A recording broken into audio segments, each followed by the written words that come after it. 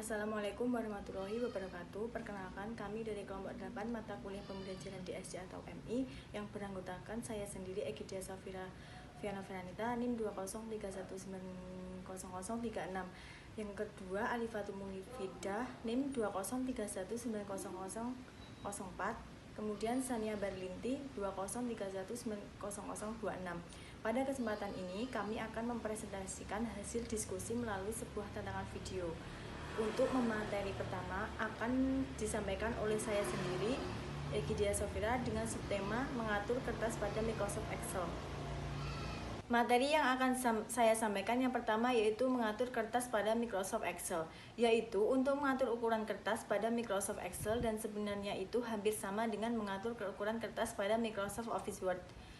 Langkah berikut untuk mengatur ukuran kertas pada Microsoft Excel yaitu yang pertama klik menu Page Layout dan menu Bar. Yang kedua, kemudian pada grup Page Setup pilih Margin. Yang ketiga, maka akan muncul sebuah pop-up ukuran kertas yang sudah disediakan. Kita bisa memilih salah satu untuk ukuran kertas tersebut. Yang keempat, selanjutnya jika kita ingin mengatur ukuran kertas sesuai dengan keinginan kita bisa memilih custom margin. Yang kelima, kemudian akan muncul tampilan jendela Page Setup. Yang keenam, pada menu margin kita bisa mengatur jarak kertas di atas, bawah, kiri, dan samping. Selanjutnya kita akan membahas cara membuat header dan footer pada Microsoft Excel 2010. Yang pertama kita akan membahas komponen dari header dan footer. Nah, header dan footer sendiri memiliki beberapa komponen yang digunakan untuk memudahkan mencari beberapa halaman dan mengidentifikasi bagian-bagian tabel data yang dicetak dengan menggunakan tombol pada kotak dialog header dan footer. Berikut komponen yang dapat dimasukkan ke header atau footer. Yang pertama, insert page number, yaitu untuk menampilkan nomor halaman. Yang kedua ada insert number of pages untuk menampilkan jumlah pada lembar kerja. Kemudian insert time untuk menampilkan waktu, insert date untuk menampilkan tanggal, kemudian insert file path untuk menampilkan alamat folder file buku kerja, kemudian insert file name untuk menampilkan nama file buku kerja, kemudian insert sheet name untuk menampilkan nama lembar kerja, dan kemudian yang terakhir ada insert picture untuk memasukkan gambar pada komputer. Nah, kemudian kita akan membahas cara membuat header dan footer pada Microsoft Excel 2010. Langkah pertama yaitu klik tab Insert dan pilih bagian teks, kemudian klik header dan footer, dan akan ditampilkan jendela Page Layout yang dilengkapi area header dan footer. Kemudian langkah kedua, pilih isi header dan footer yang diinginkan. Isi yang sudah dipilih tersebut dapat ditempatkan di posisi kanan, di posisi tengah, maupun di posisi kiri. Kemudian langkah ketiga, ketika ingin berpindah dari area header ke footer atau sebaliknya, pada tab Design, di bagian Navigation, pilih dan klik tombol perintah berikut.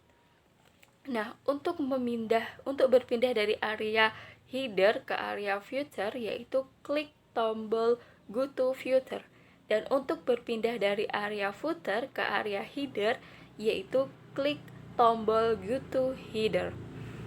Kemudian langkah terakhir yaitu jika ingin menggunakan bentuk isi header dan footer yang telah disediakan oleh Excel 2010, pada tab Desain bagian header dan footer yang diinginkan.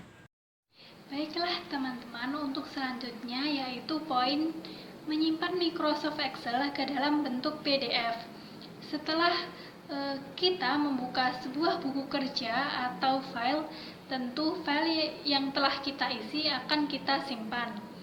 Media yang dapat digunakan untuk menyimpan berupa hard disk, removable disk, CD, atau yang lainnya. Kemudian proses penyimpanan buku kerja ini terdapat dua kemungkinan. Yang pertama yaitu menyimpan file yang belum pernah disimpan sama sekali.